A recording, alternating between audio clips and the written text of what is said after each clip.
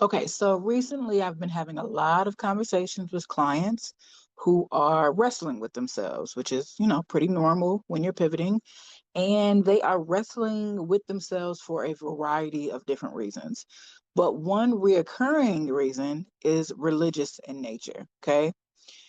It is essentially where people do not want to seem ungrateful for what God has given them, right? But they're simultaneously not satisfied with what they currently have, right?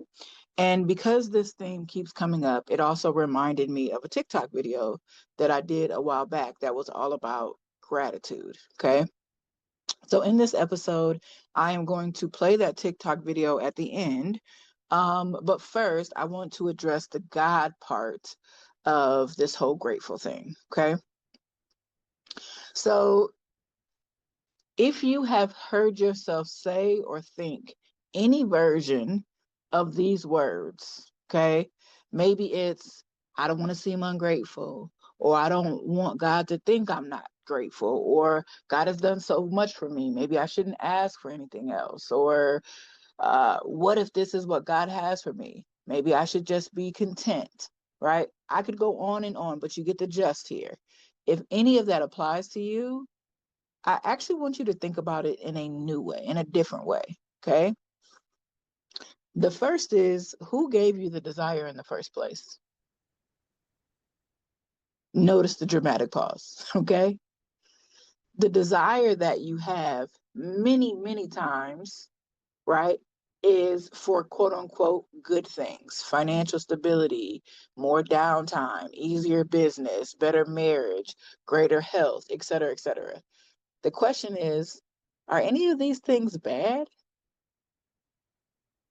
Okay, now obviously we could make another argument here, but just follow me one at a time here. So the question is, why would God not want you to have them? Why would he not want you to have a better house, even though you already have a house? Why would he not want you to impact more people, even though you've already impacted people? Right? I want you to hear that the essence of your ask 9 times out of 10 is a good, positive, healthy thing. Now we're gonna get to the other side, right? In case it's not. But I want you to hear that most of the time, the issue is not, I mean, the devil didn't give you that. The devil is not the one that wants you to build this big business and impact all these lives. He don't want the world changed. Right. So I think step one, when we're looking at this whole, well, I don't know if God wants me to do this, or, I don't want to ask for too much. Why would God not want you to have the thing that you're asking for? That's the first question that I want you to just sit with. But let's just play devil's advocate a little bit, right? Let's say the thing that you want is perhaps a little more materialistic, because this is the one that gets people quite a bit. Okay. I want a bigger house. I want a nicer car. I want to be published on Forbes, et cetera, et cetera. Right. I would start with the same question. Are any of these bad? Okay. But let's just say, for argument's sake, they are vain. Right. Let's just say that's the argument that we're having with ourselves, is that these things are not inherently bad, but maybe God doesn't want me to have them. Right. Maybe I'm asking for too much because they're vain or they're not important. Right. One of the ways that I want you to look at this is, even if you wanted them for unhealthy reasons, right? Right. Because external validation would be an unhealthy reason, that sometimes we do want status and all of these different things. You could just deal with that, right? You could just deal with the reason and still want the thing, right? So let's say that I want a nicer car. And after doing a little thinking, I realized, ooh, I'm just trying to impress people. Dang, I don't think God really wants me to be out here trying to impress other people. So I could say, you know what? I'm not going to worry about getting another car. I'm just going to be okay with what I got. That's an option. Or you could say, God, change my heart. Deal with my heart. I still want to be able to have nice things, the house, the car, whatever, but I don't want them to come from that place. That's an option too. Okay. Here's my point. Here's point number one or two or three or whatever point I'm on. God wants to bless you. God does not want you to live a life of bare minimum. God is the God of more than enough. right? And so this idea that I need to just be grateful for what I have, because the average person that is saying this doesn't have an abundance, right? They're better off than somebody, to be clear, right? Most of the clients that I serve are successful in their own right, but successful and wealthy beyond measure are not the same. Just because you have a six-figure business, you yourself, as a six-figure business owner, understand how little, how far that goes. How much are you paying yourself and how consistently? How many things are broken in your house that need to be fixed? What if we want to send our kids to college debt free? Like, 9 times out of 10, the person who's asking this question of themselves and or God is not even wealthy enough to be worried about this problem. Okay. Right. That's what I want you to hear. God wants to bless you. He wants to bless you. Right. He does not want you to live this bare minimum life unless he has specifically told you that.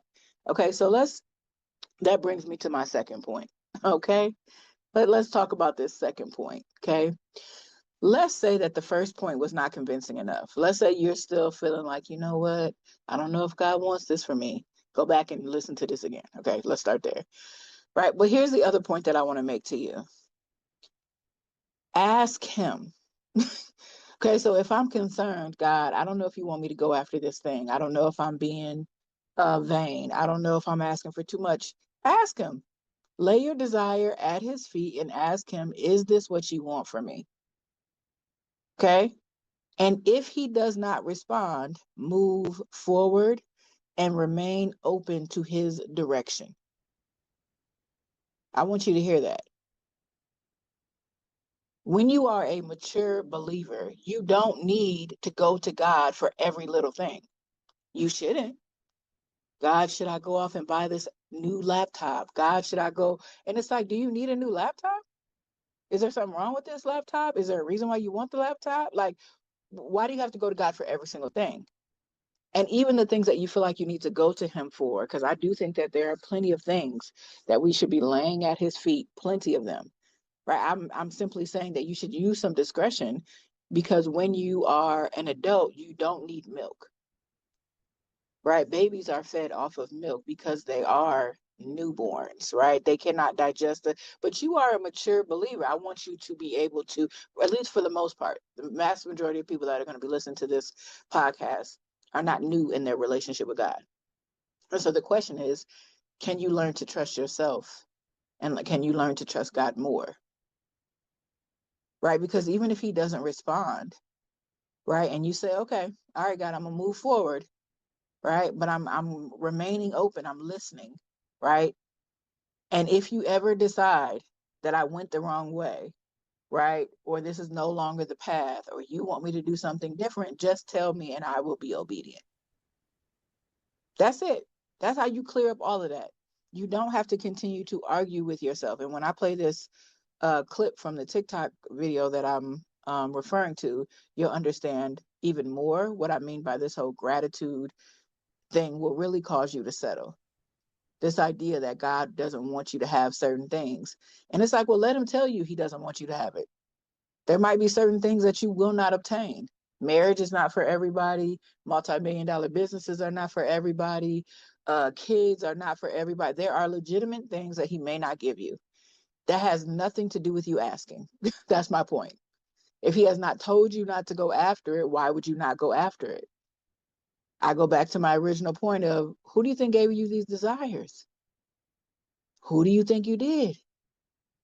And I think sometimes when God hasn't given us a firm yes or a firm no, it makes us nervous because we don't want to get it wrong.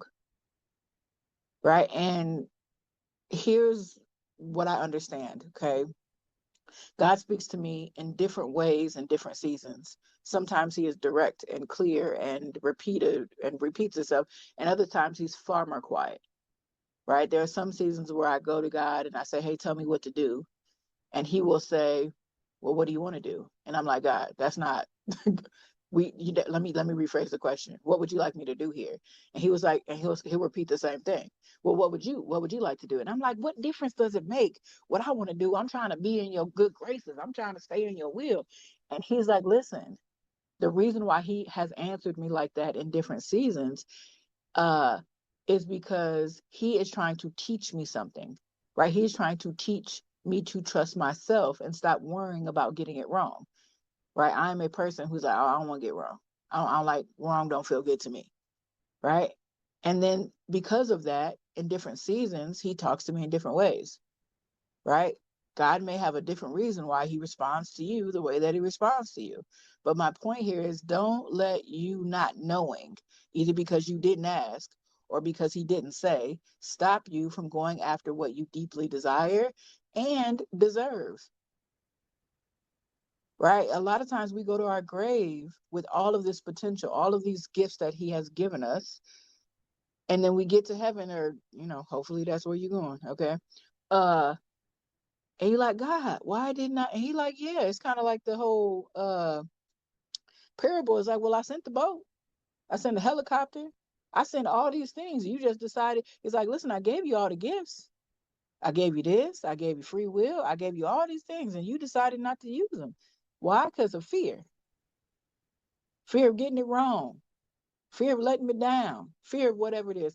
And the beauty of it is, all you have to do is surrender. To say, listen, this is what I'm getting ready to do, God, because this is what I feel like you're calling me to do. This is what I feel like you are leading me, since you have not said yes or no. And if I get it wrong, just let me know. I surrender it to you. If I go after something and you begin to tell me no, I will grieve that loss and then I will let it go. I pray that that frees you. I still want to play this TikTok clip for you because I want you to hear this message. Actually, you know what I'm going to do? I'm actually going to just put the link in the show notes because I want you to hear the original message that I actually did on TikTok months and months ago, which was a similar kind of message. Uh, I decided to do both. I'm going to play it here and drop it in the show notes just in case the sound isn't perfect or. Let's do it. I just jumped on because I want to encourage you to stop using gratitude as a reason to settle. Like, I love gratitude. I love it for you. I love it for me. I think more people should be grateful for what they have. And simultaneously, not period, but comma, I see so many people who are just gratituding themselves to death as an excuse, as a reason to not go after the thing that they are deeply desiring. Okay? And I just want to encourage you. Number one, we need to name the problem correctly. What's actually happening is you're afraid. Okay? That's what's actually happening. When you start to get into, oh, I want this with the business, I want this with the relationship, I want this with my health, or whatever goals that you have for yourself, right? And you get excited, right? We talk about this, these cycles that we go through, particularly as entrepreneurs, but really any kind of change process, where it's like you start off optimistic or hopeful or positive, and then you start doing it. You start dating, right? You start going after the business, you start whatever, and you're like, bruh, I'm out. Like, I don't even want it, right? And so now I'm not nearly as optimistic. I'm pessimistic. Okay, now I got real concerns and real questions. I still want the thing, okay? But I don't really know if I got what it takes to go after the thing. I don't know if I want the thing that bad, et cetera, et cetera. And what I want to encourage you, friend, is that you can be grateful for the life that you have, for the things that you have, while simultaneously requiring yourself to go after the things that you deeply crave. What doesn't serve you is to let gratitude lie to you. This idea that, like, I'm so grateful, right, that I've, experienced marriage in the past. And so, to ask to be married again is just really what? What? Oh, you know what? I'm so grateful for having family and friends and supportive. And maybe I should just be okay with. I literally had a client tell me that. It's like, you know what? Maybe I should just be more grateful, for the things that I have around me, right? And maybe I don't need to go after. And I'm like, fuck, we talking about right now? So then I have to pause and I say, okay, why? Because that's what matters most. It doesn't matter what I want. It doesn't matter what I want for you. It doesn't matter what I can see for you, because I can often see things for you yourself that you can't see. Okay? Irrelevant though. It doesn't matter. What matters is, why are you deciding to not go after this thing? Because sometimes we change our mind because that we legitimately no longer want that thing. Fair. Right? Sometimes you might go after a business model or a specific kind of person that you're dating, or use a specific kind of diet, et cetera, et cetera. And then you get into it and you're like, you know what? This part is a non-negotiable for. I'm not doing that part. Right? Like this. And so it's like, okay, sometimes an experience can teach us and give us clarity about what we want and what we don't want. And so we decide we're not going after that thing. Fair. But more times than not, it is not, we're not quitting, we're not changing, we're not pivoting because we got clear about what we wanted. That's rare. That's actually less. What is more common is that we're quitting, pivoting, stopping, gratituding ourselves to death because we're afraid. This thing that we want to go after is almost always bigger than us. And it is almost always not guaranteed. There is no certainty. Right? And so it's like, you want me to go after what? For how long? With how much energy? And how you want me to change myself? Right? You want me to do, and I still may or may not get it. Yep. That's what's stopping you, friend. That's why you're gratituding yourself to death, is because you're afraid. And you got good reason to be afraid to a certain extent. I think some of this is like you making up fears that will never happen, right? But the fear is normal, is what I'm saying. Fear is 100% normal. It's not healthy. You don't have to live that way if you don't want to, right? You have to choose, though, whether you're going to let it stop you or not. And a lot of times, gratitude is the smoke screen that is stopping us, and we just don't want to call it fear. And I just want to tell you, friend, are you going to live your life afraid? That's what you're going to do? I mean, that's your choice. That's your business. You know what I'm saying? Like, I wouldn't do it if I was you, though. And to be clear, there are some things in my life that I am fearful about, and I'm not solving that problem, right? So I want you to hear me clearly, because the goal is not to try to eliminate every single fear. It's like, nah, but the things that matter most, go after them. That's what I'm encouraging, right? Because you will not have fulfillment without it. You will live a mediocre existence, meaning you will not feel fulfillment. You will have gratitude. You will have appreciation. And we love gratitude and appreciation. But trauma thinking has you in all or none.